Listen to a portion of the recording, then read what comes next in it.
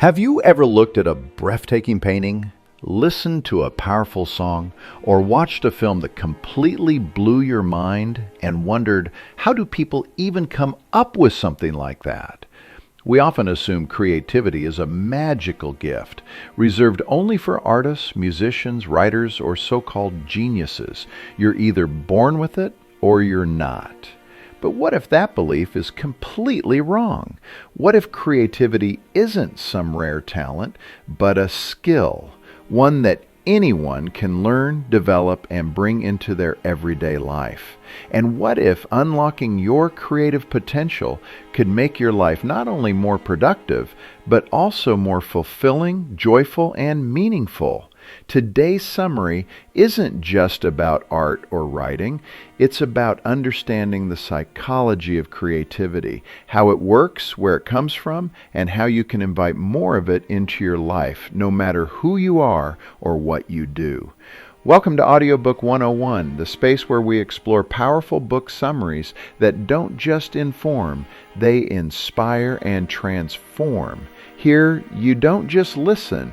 You learn and apply each insight to your real-world journey. In today's episode, we're diving into Creativity by Mihaly Csikszentmihalyi, a groundbreaking book that reveals what makes truly creative people different and how you can begin to think like them, work like them, and even live like them. Creativity isn't limited to making art. It's about how we approach problems, express our emotions, connect with others, and bring meaning to our lives.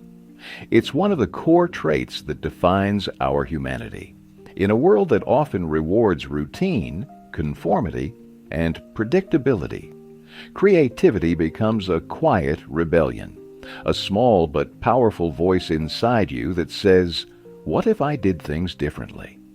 Mihaly Csikszentmihalyi spent decades studying some of the world's most creative minds, Nobel Prize-winning scientists, celebrated artists, legendary inventors, and what he discovered might surprise you. Creativity isn't about luck or natural genius. It's about mindset. It's about persistence, curiosity, and learning how to access a state of deep, focused immersion called flow, where ideas unfold naturally and effortlessly. This book dismantles the myth that creativity is only for a select few. Instead, it reveals that creativity can take many forms, from everyday problem-solving to life-changing innovation, and that ordinary people can achieve extraordinary insight when they align their passions with purpose. In this summary, you'll discover how creativity doesn't emerge in isolation. It's the result of a dynamic interaction between your inner drive, your cultural environment, and the people who validate and shape your contributions.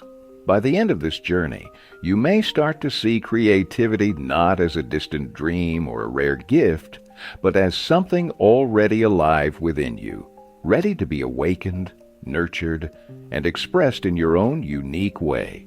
So let's begin as we explore the mind of the creative and the possibility that you, too, have the power to see the world not just as it is, but as it could be. Where is creativity? We often think of creativity as a mental activity, something that lives solely inside a person's mind. Many describe it as a form of insight, a moment of self-discovery that reveals something new and valuable. This belief suggests that creativity is purely internal, something personal and private. But that idea, while appealing, can actually be misleading. After all, who decides whether that insight is truly new or valuable? Is it the person who came up with it? If that were the case, things would quickly spiral into confusion. Everyone would start believing their own ideas are groundbreaking, regardless of their actual impact. Think about conspiracy theorists. They're often completely convinced that their beliefs represent some profound truth. But society at large doesn't validate those beliefs. And that's the key point. For an idea to be recognized as creative, It must be accepted and valued by others, not just the individual who created it. This is why creativity isn't just something that happens in isolation. It's something that exists within a cultural and social context. Communities, societies, and fields of expertise help determine whether an idea is truly innovative and valuable. Think of the work of Beethoven or Vincent van Gogh. These individuals created extraordinary art, but their work didn't become creative simply because they believed it was.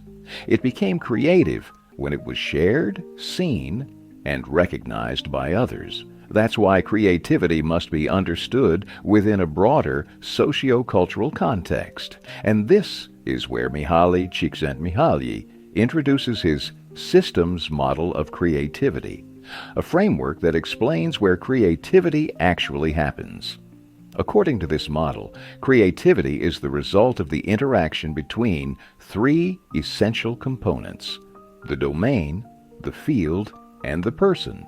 The domain refers to the set of symbolic rules, techniques, and knowledge shared by a culture. For example, mathematics is a domain. It includes specific symbols, methods, and traditions that have evolved over time. You can think of the domain as a cultural reservoir, something that a society collectively builds and shares. The second component is the field, the group of individuals who act as gatekeepers of the domain. These are the people who decide whether a new idea should be accepted into that domain. In the art world, for instance, the field might include teachers, critics, curators, and historians. They evaluate new work and determine whether it brings meaningful contribution to the artistic domain. Finally, we have the person, the individual creator. Creativity happens when this person draws upon the symbols and tools of a domain to generate something new. Take someone like Ries, who's passionate about writing. In her case, the domain is literature. The field consists of editors, publishers, and critics. And she, as the writer, is the person bringing forth the idea. These three parts, domain, field, and person, are constantly interacting, and that interaction is what gives rise to creativity. A person isn't creative in a vacuum. They are creative in relation to a domain, and only when their work is seen as original or valuable by the field. From this model, we learn two powerful insights. First, a creative person is not necessarily extraordinary by nature. Their creativity depends on how novel or useful their contribution is within a specific domain. Second, no one can truly be creative in a field they don't understand. Remember, creativity doesn't live solely inside the mind. It has to be meaningful to society. A mathematical genius can't contribute creatively to mathematics unless they understand the rules, logic, and history of that domain. And even then, their work must be recognized by experts in the field who validate its worth. In the end, creativity is not just about having ideas. It's about having ideas that matter in a context that understands and values them. The creative personality. What kind of person becomes truly creative? Think about successful entrepreneurs for a moment. What do they have in common? Are they top achievers with Ivy League degrees? Are they obsessive workaholics who live in their offices? When it comes to both creatives and entrepreneurs, there is surprisingly little consistency. There's no single personality trait that every creative person shares. This can feel frustrating, almost disappointing. But Mihaly Csikszentmihalyi and his colleagues offer a few key insights that can help us better understand the nature of creative individuals. First, a person may have a genetic predisposition or early familiarity with a domain. For example, someone born with a beautiful voice may find it easier to enter the field of music. Someone with a keen eye for color and light may naturally lean toward painting. The more we learn about a domain we're already inclined toward, the more we improve through experience. However, it's important to note that natural talent is not a requirement for creativity. These are just possible advantages, not necessities. Think of Beethoven. He became one of history's greatest composers even after losing his hearing. What mattered more than his physical ability was his inner vision and relentless dedication. The second trait is curiosity, wonder, and interest.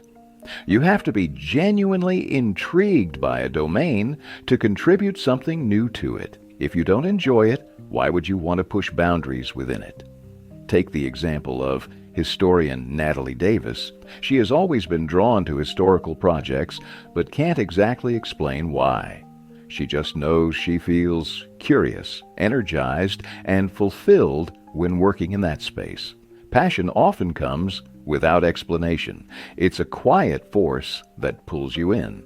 Third, access to a domain matters. If you grew up with resources that allowed you to explore a particular field, you're incredibly fortunate.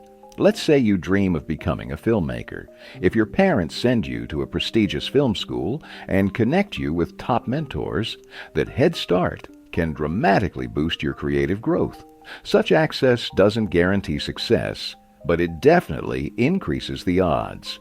Equally important is access to the field. The network of experts and gatekeepers who evaluate and validate work within a domain. You might be deeply talented and full of ideas, but if the field is filled with arrogant or unhelpful individuals who shut others out, growth becomes difficult. Creative excellence requires mentorship, support, and feedback. Without meaningful connections to critics, curators, or industry leaders, your work may never get the recognition it deserves, no matter how brilliant it is. Although there's no single formula for identifying creative people, Csikszentmihalyi introduced the idea of a creative personality, a complex and multidimensional concept. It doesn't consist of just a few traits. It's a blend of 10 opposing qualities that often seem contradictory, yet coexist within the same individual.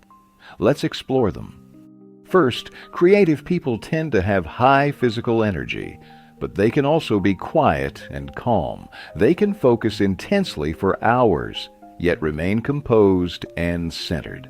This doesn't mean they produce masterpieces every time they sit down to work. It simply means their energy is under their control. They can channel it when needed or rest it when they choose. Second, creative individuals are often highly intelligent, but they can also be childlike in their openness and innocence. Intelligence certainly plays a role in creative achievement, but it's not enough. In fact, people with high IQs can sometimes become complacent. They know they're smart, and that self-satisfaction can reduce their curiosity. Creativity requires the willingness to explore beyond what you already know. Third, creative people are playful yet disciplined.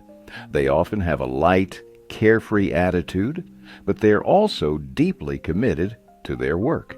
Creativity is enjoyable, yes, but finishing a great piece of work still requires discipline, routine, and effort. Take sculptor Nina Holton, for example.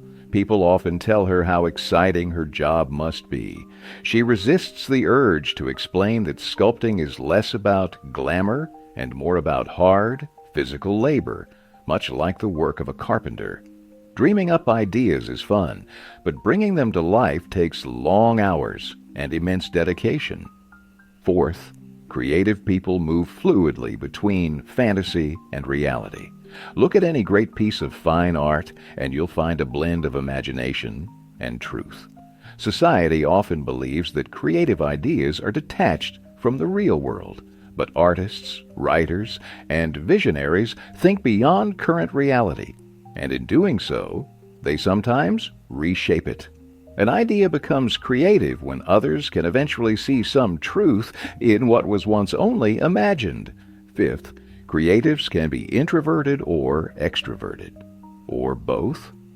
Many brilliant creators have spent long stretches in isolation, developing their ideas in quiet spaces. Writers, musicians, and scientists often retreat to cabins or labs to focus deeply, but great ideas also emerge from collaboration. Physicist John Wheeler believed that no one can create anything truly meaningful without help from others. Nina Holton, too, emphasizes the value of feedback. She relies on it to understand how her sculptures emotionally affect others. Sixth, creative people are both humble and proud. Your favorite artist or performer may seem full of confidence, and they probably are. But most creative individuals are also aware of the legacy of those who came before them. They respect their domain deeply and know they stand on the shoulders of giants. That knowledge keeps them grounded. Often, they don't even focus on their past achievements. Their energy is already flowing toward the next project. Still, even when they experience self-doubt, they maintain a quiet confidence in their purpose and potential. It's this blend of humility and pride that gives their creativity strength. Seventh, creative individuals often reject rigid ideas about gender roles. Creative men tend to be more sensitive and less aggressive than others, while creative women are often more assertive and independent. Rather than fitting into traditional molds, creative people balance both masculine and feminine traits, strength and sensitivity, dominance and empathy, all of which enrich their work. Eighth, they are both rebellious and respectful. They question the rules, but they also respect the traditions of their domain. True creativity requires understanding the system and then knowing how and when to break the rules to create something better. Ninth, creative people are passionate about their work, but they're also objective. Passion drives them to persevere through difficulty. But objectivity allows them to step back, take feedback, and assess their work critically. Natalie Davis, for example, becomes emotionally attached to the historical material she studies, but she also makes a conscious effort to stay objective. Without that distance, she wouldn't be able to grow or respond to critique, and that's essential for any creative mind. Finally, the 10th trait, creative people allow themselves to fully experience both joy and sorrow. Imagine an engineer frustrated by a poorly designed machine or a writer cringing at a badly written novel. This emotional sensitivity is part of what fuels creativity. The pain of imperfection drives them to build something better. And while the creative process can be joyful and rewarding, it also involves risk, failure, and frustration. Not every project will be a success. Not every idea will be recognized. But for the creative mind, that's a risk worth taking, because in that uncertainty lies the possibility of something extraordinary. The flow of creativity. If there's one thing all creative people have in common, it's this. They genuinely enjoy the work they do. When asked what brings them the most happiness, many people say it's designing, building, writing, or discovering something new.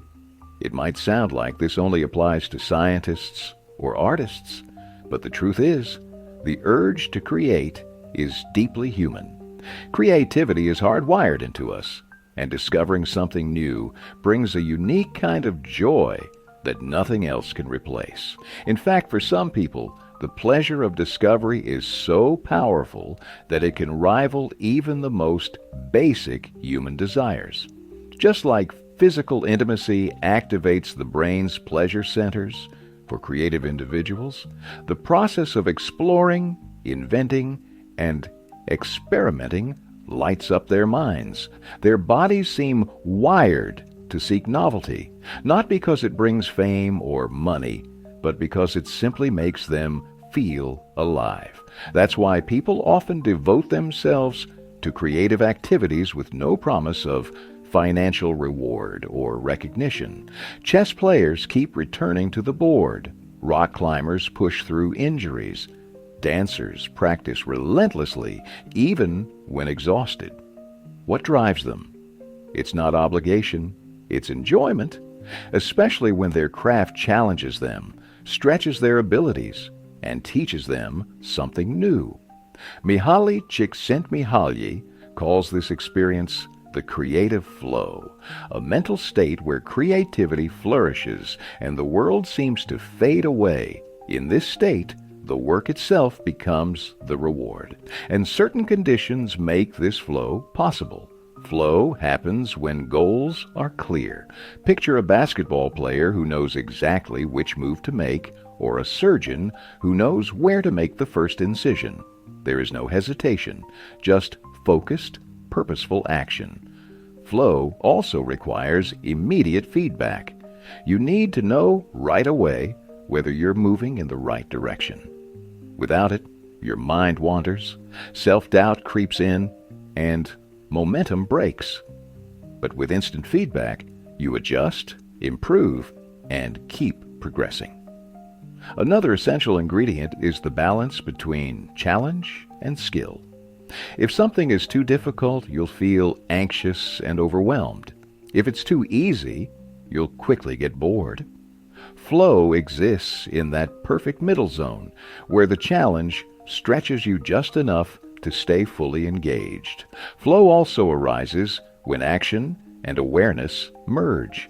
In our daily lives, the mind often drifts. Think of a student zoning out in class or an employee distracted during a meeting. Our attention is scattered, but when you're in a flow activity, you're completely present. Your awareness is locked in. You're not just thinking about the task, you become one with it. Distraction vanishes. In the flow state, you're fully immersed. If your mind starts to wander, you break the rhythm, and the magic of the moment slips away. That's why creative flow demands deep, sustained concentration. It's not about multitasking. It's about total presence. Interestingly, fear of failure also disappears. When you're in flow, you're not focused on whether you'll succeed or fail. You're not obsessing over outcomes or other people's opinions. You're simply doing the work, fully absorbed in the process. Worries fade. Doubts vanish. You don't think about the clock, the critics, or the consequences. You're just there, completely. Time behaves strangely in flow. Minutes can feel like seconds, and hours can pass without notice. You look up and suddenly realize the day is gone. It's not because time sped up, but because you were so focused, you didn't even notice it passing. Activities that bring this level of immersion are called autotelic. The word comes from Greek and means an end in itself. In other words, the activity is its own reward. People in flow don't do what they do for external validation. They do it because the act itself brings joy, purpose, and fulfillment. And this may be one of life's most powerful truths. A happy, satisfying life isn't built on chasing money, fame, or recognition. It's built on discovering and returning to those activities that bring you into flow, again and again.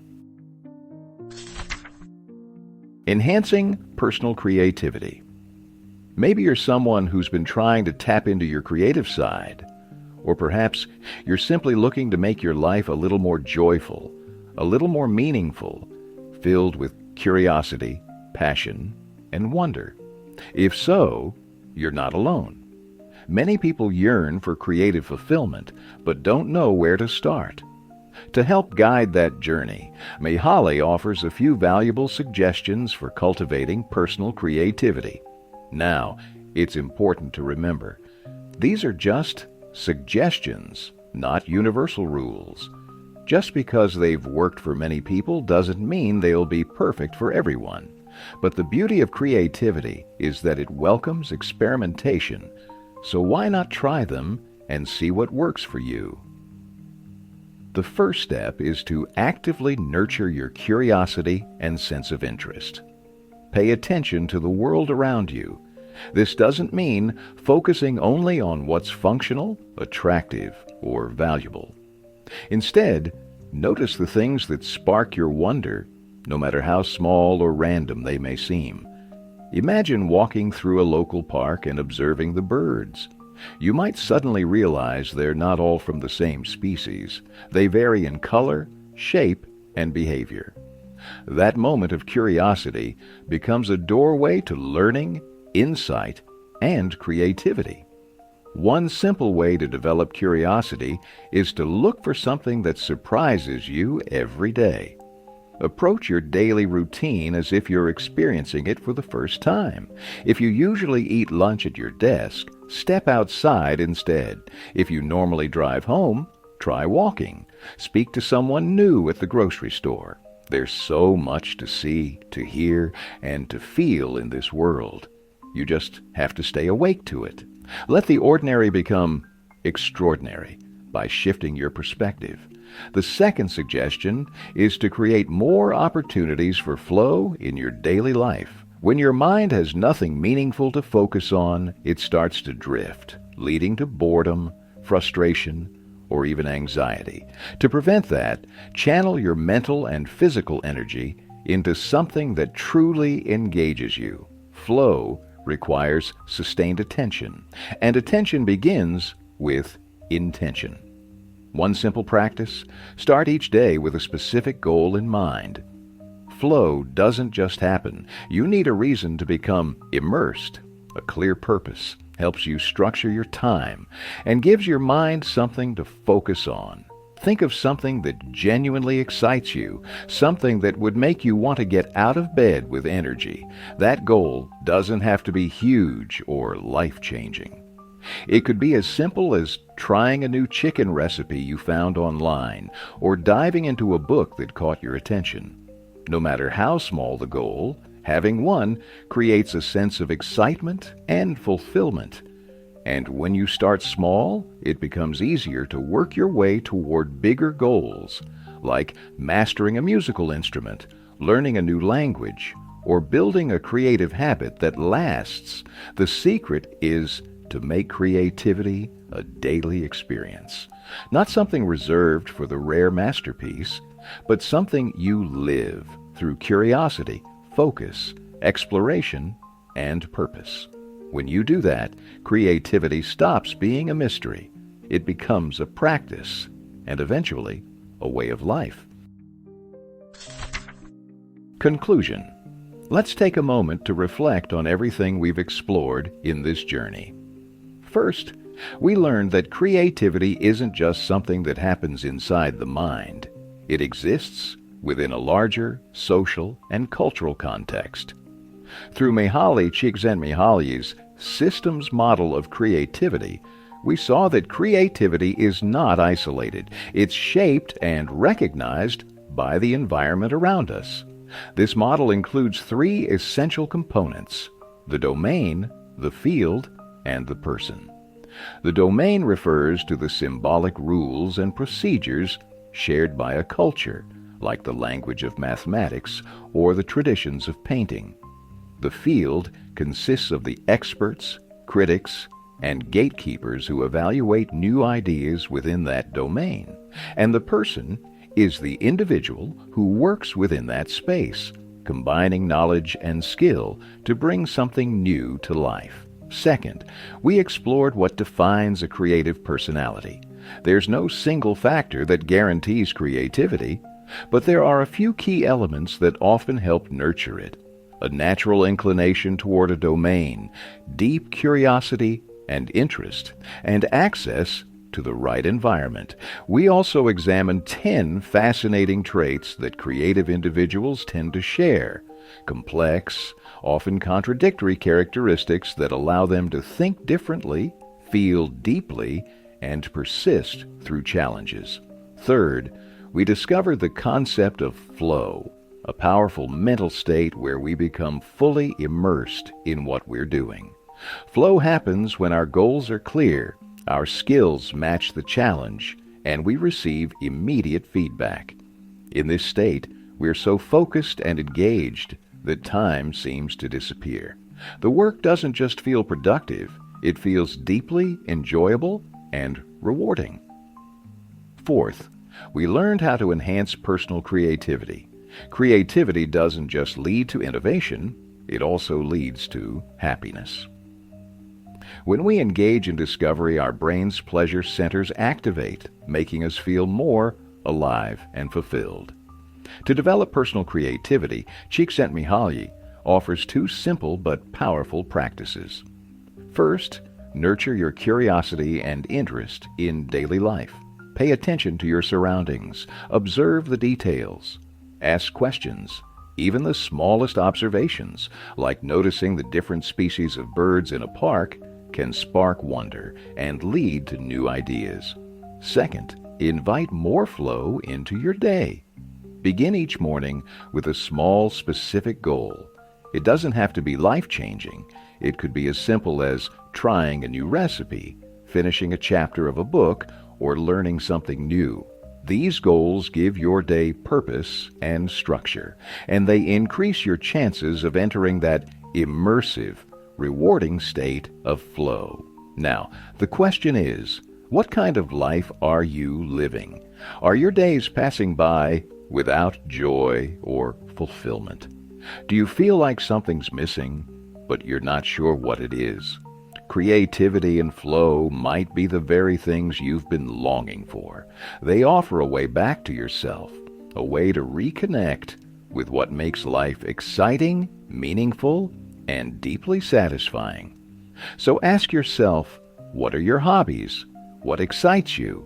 What activities make you feel alive? Spend more time doing those things. Give yourself permission to explore, and as you do, you'll begin to see just how much creativity and flow can transform your life. Thank you for joining us on this deep and insightful journey into creativity by Mihaly Csikszentmihalyi. We've uncovered what creativity truly is, not just a gift for a few, but a way of thinking, living, and engaging with the world.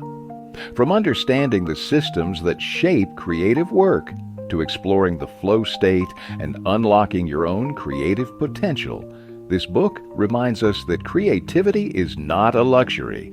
It's a core part of a fulfilling life. So take a moment to reflect. What brings you joy? What challenges excite you? What's one small thing you can do today to step into your own creative flow? Because creativity isn't about being perfect. It's about being present, curious, bold, and most of all, human. If this summary inspired you, we invite you to explore more with us. Subscribe to Audiobook 101 for more life-changing ideas distilled from the world's most powerful books. And before you go, let us know in the comments, what part of this summary resonated with you the most? We'd love to hear your thoughts. Until next time, stay creative, stay curious, and never stop learning.